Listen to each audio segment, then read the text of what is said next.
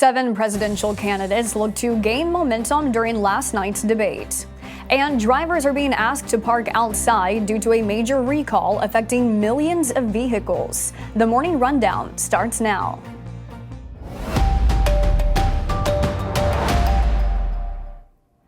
This is Straight Arrow News, bringing you unbiased, straight facts. Today is Thursday, September 28th. Thank you for joining us. I'm Kara Rucker. 7 presidential hopefuls took the stage Wednesday night at the Ronald Reagan Presidential Library in California for the second Republican primary debate broadcast on the Fox News channel. The candidates tackled issues such as immigration, the war in Ukraine, China, and the auto workers' strike. And while there was sparring between those on stage, the party's frontrunner, former President Donald Trump, who chose not to attend the debate, became a target. Florida Governor Ron DeSantis and former New Jersey Governor Chris Christie were among those criticizing the former president for skipping the debate, as he did with the first one last month. And where's Joe Biden? He's completely missing in action from leadership. And you know who else is missing in action? Donald Trump is missing in action. He should be on this stage tonight. He owes it to you to defend his record. Donald, I know you're watching. You can't help yourself. I know you're watching, okay? And you're not here tonight, not because of polls and not because of your indictments. You're not here tonight because you're afraid of being on the stage and defending your record. Regarding immigration, Christie said he wants immigrants in this country to fill 6 million vacant jobs, but only if they come to the U.S. legally, criticizing the Biden administration for not enforcing laws and former President Trump for not completing the border wall. Entrepreneur Vivek Ramaswamy was targeted for his company's connections to China and his recent arrival on the social media app TikTok.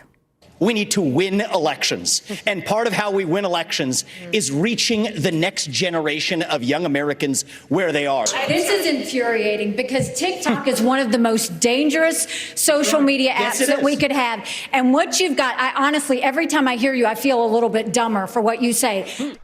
The candidates also voiced their opinions on the United States' support for Ukraine as Congress debates additional funding. Governor DeSantis saying it's in America's interest to end the war, and South Carolina Senator Tim Scott arguing the focus should be in degrading the Russian military. By degrading the Russian military, we actually keep our homeland safer, we keep our troops at home, and we all understand Article 5 of NATO.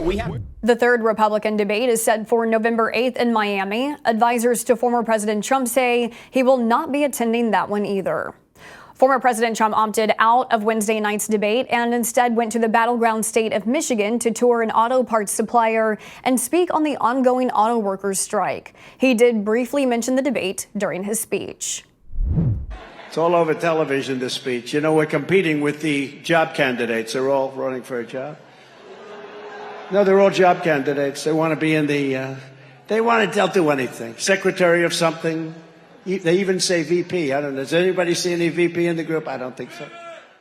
Trump's speech largely consisted of criticizing President Joe Biden's electric vehicle overhaul and the cost associated with it. Trump told the auto workers that a strike mattered little when the entire industry is on the line. He said the full throttle shift to EV will kill jobs. Biden was in Michigan on Tuesday with auto workers as they are about 2 weeks into their strike.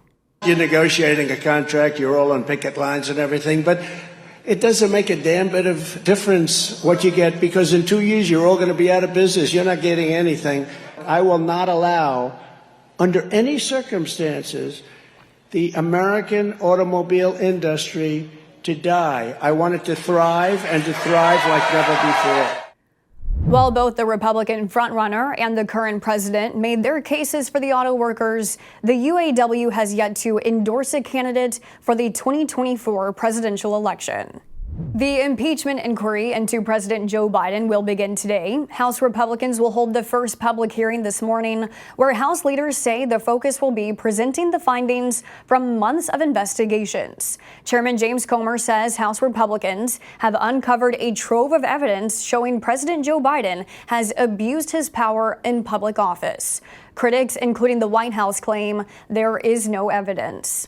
On the eve of President Joe Biden's impeachment inquiry hearing, the House Ways and Means Committee released a 700-page report on their investigation into the president's son, Hunter Biden. It details whistleblower allegations, including prosecutors ignoring requests to review evidence against Hunter in a bribery case that, according to the whistleblowers, involved the president. We reported X was hiring for its trust and safety team and its elections teams to better protect the platform from fake accounts and threats heading into a presidential election year. But X's election integrity team has now just laid off 4 positions, as first reported by the tech-focused outlet The Information. It's unclear how many employees are left on the team. The cuts come at a time Elon Musk is being heavily scrutinized. A top European Union official said this week his platform X is the largest promoter of disinformation and fake news. Elon Musk has doubled down against similar claims, saying X does not promote hate speech, but is a free speech platform.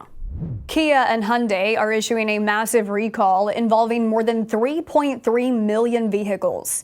The automakers are telling owners to park outside because the cars could catch fire. Hyundai is recalling 13 different models from 2010 through 2015 because a brake fluid leak could spark a fire. Kia is recalling a dozen models from 2010 through 2019 due to a possible electrical short that can also ignite. Kia and Hyundai say they will send owners notification letters starting in mid-November. Dealers will replace a fuse free of charge. The companies believe that will fix the problem. Finally this morning, a photo of Abraham Lincoln from 165 years ago with quite a backstory is being donated to his museum in Illinois.